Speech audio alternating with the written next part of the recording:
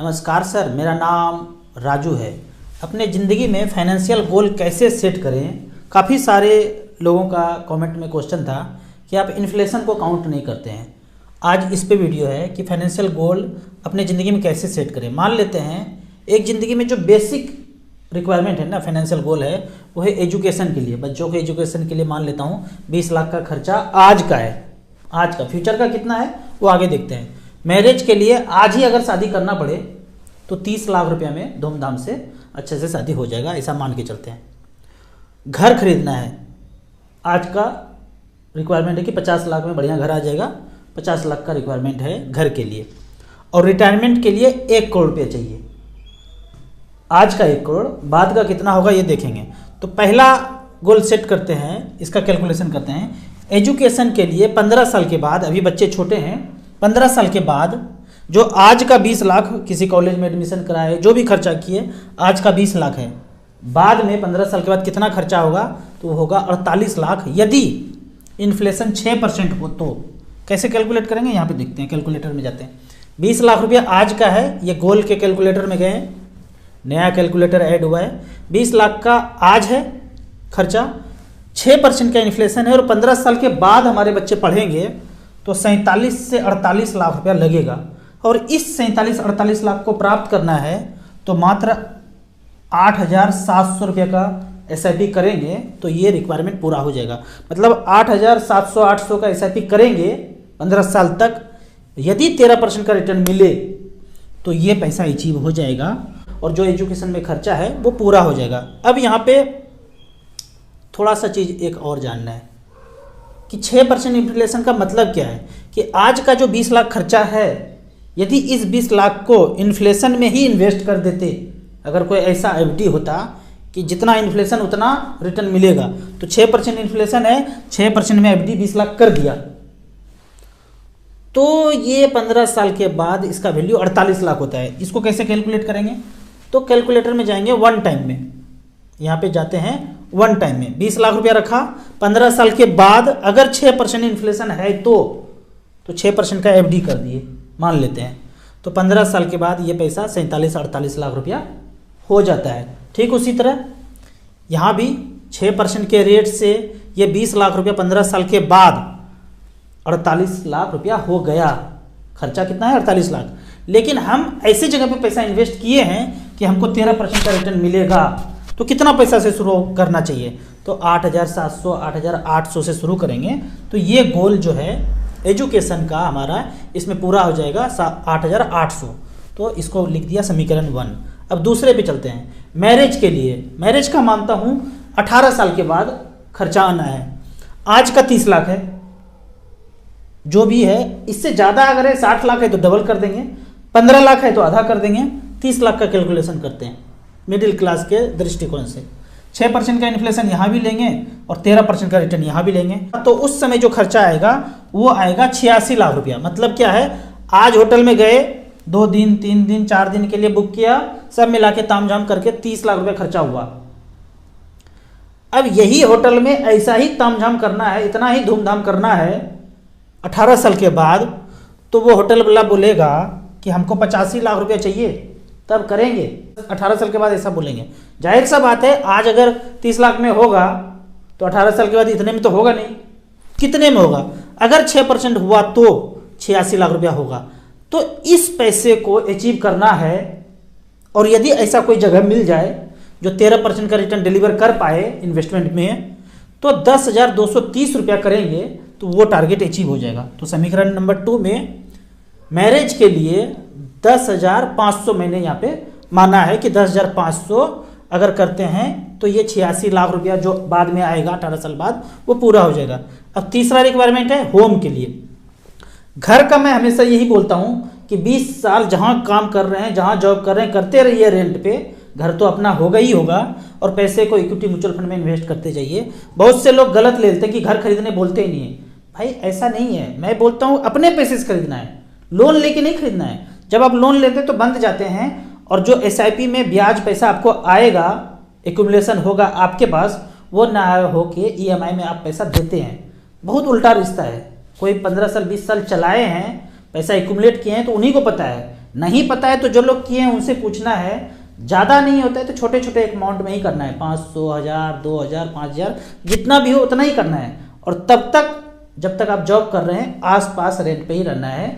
जब रिटायर हो जाएगा तब आपका प्रायोरिटी भी बदल जाएगा। हर 10 साल में प्रायोरिटी चेंज होता है, कहाँ क्या करना है। ऐसे नहीं कि एक जगह मोड़ा लेके बस ज़िंदगी भर वहीं बिता दिए, मन तो कुछ और करने का था। 10 साल 15 साल के बाद आपका प्रायोरिटी चेंज होगा, बच्चे कहाँ सेट करेंगे, आप कहाँ रिटायरमेंट लेंगे।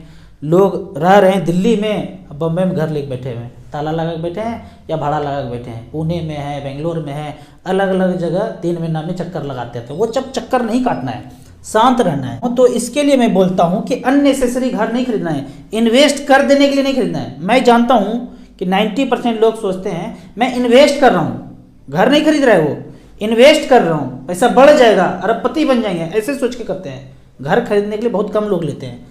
तो अब उस घर का बात करते हैं जो 20 साल के बाद लेंगे, अभी जैसे तैसे चला लेंगे। आज का 50 लाख का है, अभी तो पैसा भी इतना नहीं कि घर खरीद पाए। ज़्यादातर लोग के साथ यही है, जॉब शुरू किया पैसा कहाँ है कि 50 लाख कि हम खरीद लें। तो इस 50 लाख का घर प्राप्त करना है 20 साल के बाद, तो वो 20 साल के बाद तो घर महंगा हो जाएगा। 6% के रेट से वो 1 करोड़ 60 लाख का हो जाएगा। यहाँ देखते हैं 50 लाख का घर है अभी प्रेजेंट वैल्यू, 6% के रेट से 20 साल के बाद फ्यूचर वैल्यू हो जाता है 1 करोड़ 60 लाख 35 हज़ार। और यदि अपने पैसे को, छोटे छोटे पैसे को 14,600, 15,000 मान लेता हूँ, ये 15,000 रुपये पर मंथ अभी करें, 13% के रेट से इन्वेस्टमेंट हो तो हमारा 1 करोड़ 60 लाख पूरा हो जाता है। अब अपना ही घर ले लें तो 50 लाख का EMI 30, 35, 40 हज़ार तक जाएगा, आगे का खर्चा अलग से। बहुत तामझाम है, बवंडर है, और उतना पैसा है नहीं। अगर है तो फिर समझ लीजिए पिंजड़े में बंद हो चुके हैं। तो 14-15 हज़ार से ये टारगेट अचीव हो सकता है। यहाँ पे हो गया ये समीकरण नंबर 3। मतलब आज जो 50 लाख का है वो 1 करोड़ 60 लाख का मिलेगा, कोई बात नहीं, लेकिन हम 15,000 के SIP से उसको अचीव कर लेंगे और अभी रेंट पे रहेंगे। अब चौथा लास्ट गोल क्या है? रिटायरमेंट के लिए हमको 1 करोड़ रुपये चाहिए आज, और हमारा एज अगर अभी 30-35 है, 25 साल के बाद 55-60 होगा, तब हम रिटायरमेंट लेना चाहते हैं और आज का 1 करोड़ चाहिए हमारे पास। लेकिन 6% का इन्फ्लेशन है, तो आज का 1 करोड़ प्रेजेंट वैल्यू उस समय हो जाएगा 4 करोड़ 29 लाख। ये प्राप्त करना है तो 20,500 का रिटायरमेंट फंड एक्यूमुलेट करना पड़ेगा।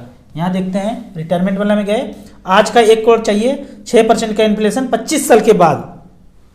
बहुत जल्दी तो रिटायरमेंट लेना नहीं, बहुत लोग बोलते हैं 5 साल में लेना है, 10 साल में लेना है, वो कभी नहीं ले पाएंगे। लंबा समय रहता है, काम तो कुछ ना कुछ करेंगे ही करेंगे, कोई बैठता नहीं है। 25 साल के बाद उस 1 करोड़ का वैल्यू 4 करोड़ 29 लाख होता है। और यदि 20,300 अपने हर महीने पैसे को 13% पे इन्वेस्ट करते हैं ऐसे जगह, तो वो पैसा 25 साल के बाद 4 करोड़ 29 लाख पूरा हो जाता है। यहाँ देख लेते हैं, 1 करोड़ रखा 25 साल तक, ये 1 करोड़ प्रेजेंट वैल्यू है, 25 साल के बाद 4 करोड़ 29 लाख हो गया। अब इसके लिए SIP कितना करना है? 20,500 का। अब सबको जोड़ देते हैं, 20,500 रिटायरमेंट के लिए, एजुकेशन के लिए 8,800, और मैरिज के लिए 10,500 लगभग था, और होम के लिए, घर के लिए 15,000 था। सबको जोड़ते हैं तो 54,800 में बेसिक रिक्वायरमेंट पूरा होता है। आप कहेंगे कि ये तो बड़ा बड़ा गोल है, तो आधा कर दीजिए, इसका आधा पे आ जाइए। आधा मतलब 10 लाख एजुकेशन के लिए, 15 लाख मैरिज के लिए, 25 लाख का होम, और 50 लाख खुद के लिए रिटायरमेंट कॉर्पस। सबको जोड़ेंगे तो यहाँ 1 करोड़ हो रहा है, उधर 2 करोड़ हो रहा था। तो 2 करोड़ का टारगेट अचीव करना है आज का प्रेजेंट वैल्यू, तो 54,800 आधा करेंगे तो 27,400 पर मंथ करना पड़ेगा। तो इस तरह से आप कैलकुलेशन कर सकते हैं। अब बात आता है कि सारे फाइनेंशियल गोल के लिए कितने का SIP शुरू कर दें, तो आया था लगभग 27,000 28,000 का। तो आज का जो ये प्रेजेंट वैल्यू है 20 लाख, 30 लाख प्लस 50 लाख प्लस 1 करोड़, सब मिला के 2 करोड़ 54,800 का। मैं ये कहता हूँ यहाँ पे कि आपने ये कैलकुलेशन करने का तरीका समझ गए, लेकिन आपको शुरुआत कम से करना है, इतना ज़्यादा पैसा से नहीं करना है। मान लेते हैं कि 30,000 रुपये पर मंथ से करना है ये सारे गोल अचीव करने के लिए, और 15 साल का ही यहाँ पे मैं ईयर सेलेक्ट करता हूँ। पहला कैटेगरी है स्मॉल कैप। इतना ज़्यादा समय है तो डरने का कोई बात नहीं है, आपको मिड कैप, स्मॉल कैप ही ज़्यादा अच्छा रिटर्न दे सकता है। तो यहाँ देखते हैं पहले नंबर पे आता है डीएसपी स्मॉल कैप, 19% का रिटर्न दिया है। हमने कैलकुलेट कितना किया था? 13। सेफर कैलकुलेट 13 किया था। तो 54 लाख रुपए जमा होगा 15 साल में, पिछला रिकॉर्ड है ये। 54 लाख जमा हुआ है 30 रुपये पर मंथ के रेट से, और पैसा बना है 2,79 लाख। कोटक स्मॉल कैप में 54 लाख का वैल्यू 2,43 लाख हुआ है। एवरेज का अगर बात कर लें पिछले 15 साल में 16.78% का रिटर्न मिला है, यानी कि इजिली वो 13% के रेट से टारगेट अचीव हो जाएगा, और जो इन्फ्लेशन है उसको बीट करते हुए थोड़ा सा एक्स्ट्रा पैसा हमारे पास बच सकता है। मिड कैप का बात करते हैं, यहाँ पे अब सेलेक्ट किया मिड कैप, तो आपको 5 मिड कैप और 5 स्मॉल कैप लेना है। यदि 30,000 कर रहे हैं तो 5-5 यानी 10 फंड हो गया, 3-3 हज़ार रुपया सब में कर देंगे। मिड कैप का यहाँ पे बात करते हैं, पिछले 15 साल में 30-30 हज़ार रुपये per month HDFC mid cap opportunity पहले नंबर पे फंड आता है। 35,000 करोड़ इस फंड में पैसा है। हम सब लोगों ने 35,000 करोड़ रखा है। अगर 1 लाख रुपया और लगाएंगे तो 35,000 करोड़ में 1 लाख और जुड़ जाएगा। इसका रिकॉर्ड है कि 30,000 पर मंथ का SIP 2008 से लेकर 2023 तक 54 लाख का वैल्यू 2,49 लाख, 18% का रिटर्न है। इसमें एक्सपेंस, खर्चा, फंड मैनेजमेंट चार्ज काट के ही दिखाया जा रहा है। अब इस पैसे से कुछ काटेगा नहीं, 18 दिख रहा है तो 18 मिलेगा। एक्चुअल में 20 मिलना चाहिए था, पर फंड मैनेजमेंट चार्ज हमको मिलना है, कॉल सेंटर चल रहा है, सब बॉम्बे में पहले से काट के रख लिया और आपको इतना दिया। ये शुद्ध आपके पास है। अब इसमें टैक्स 10% लगेगा तो वो सरकार का हिस्सा है। म्यूचुअल फंड आपको कुछ नहीं काटेगा। दूसरे नंबर पे आता है एडलवाइस मिड कैप। इसमें पैसा देखेंगे 24,000 करोड़, 54 लाख का 2,38 लाख बनाया। कोटक इमर्जिंग ने 54 का 2,33 लाख बनाया, 17% का रिटर्न। एवरेज अगर चेक करें पिछले 15 साल में, तो एवरेज का बात अगर देखते हैं यहाँ पे तो 16.37% का रिटर्न यहाँ पे भी आता है। अब अभी क्या हो रहा है, मार्केट में उथल पुथल चल रहा है, 5-10% का गिरावट है। तो मार्केट में इस तरह से चलता आया है, चलता रहेगा। यदि आज आप नए इन्वेस्टर मार्केट में घुसे हैं, म्यूचुअल फंड में आए हैं, तो ऐसा नहीं कि आज ही ये हलचल चल रहा है, आपके पैसे पे आज हलचल चल रहा है, पीछे 35-40 साल से चलता आ रहा है। तो कुछ इन्वेस्टर मुझे फ़ोन करते हैं इस तरह से कि 10,000 रुपया राजू भैया है, बताइए कहाँ लगाते हैं। कोई अगला फ़ोन करते हैं 1 लाख रुपया है, 2 फंड का नाम बताइए, 50-50 हज़ार रुपया लगा देते हैं। तो इस टाइप के जो इन्वेस्टर है ना, उनको फाइनेंशियल फ्रीडम पाने से कोई नहीं रोक सकता है। अब दूसरे कैटेगरी के लोग हैं, फ़ोन करते हैं, गजब हो गया राजू भैया, हमारा पैसा तो गिरते जा रहा है, गिरते जा रहा है, गिरते जा रहा है। अरे कितना गिर गया? 1 लाख पे 3,000 रुपया गिर गया, 5,000 रुपया गिर गया। इसको बोलेंगे गिर गया, गिर गया, गिर गया।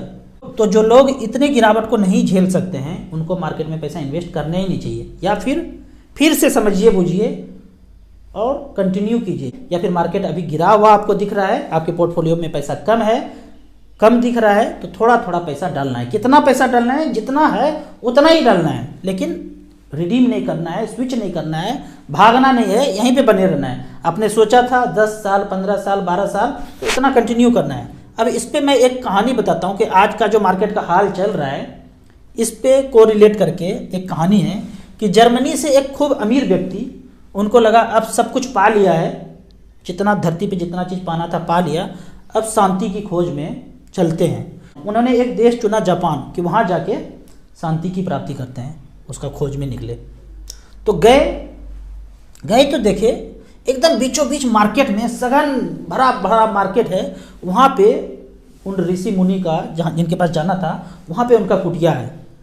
और वहाँ काफ़ी सारे कुत्ते हैं, भौंक रहे हैं, कौवा काँव काँव कर रहा है। जाके मिले, प्रणाम किए, बोलते ये कहाँ कौन सा जगह है? हमने तो सोचा था कोई पहाड़ होगा, नदी होगा, समुद्र के किनारे होगा आपका कुटिया, ये कहाँ इतना कुत्ते भौंक रहे हैं? बोले ये कुत्ते भौंक नहीं रहे हैं, इनको बुलाया गया है, इनको रोज़ रोटी दूध देते हैं। और ये कौवे इतने काँव काँव कर रहे हैं, इनको भी रोज़ चावल का दाना दिया जाता है, इनको रखा गया है, यहाँ पे पाल पोस के रखा गया है। बोले यहाँ कैसे शांति प्राप्त करेंगे? ये तो बिल्कुल नहीं हो पाएगा। तो वो संत मुनि कहते हैं यदि यहाँ पे अगर शांति प्राप्त कर लिया ना, तो कोई भी जगह धरती पर होगा ना, वहाँ आप अशांत नहीं हो पाएंगे। यहाँ अगर पा लिया तो कहीं भी अशांत नहीं रहेंगे। ठीक उसी तरह इस मार्केट के गिरावट में जो झेल लिया ना, इसको जो पार कर गया ना, उसको वेल्थ क्रिएशन करने से कोई नहीं रोक सकता है। आपको इसी तरह मार्केट के बारे में और कुछ जानना है, इन्वेस्टमेंट के बारे में जानना है, तो इस नंबर पे मुझे व्हाट्सअप कर सकते हैं।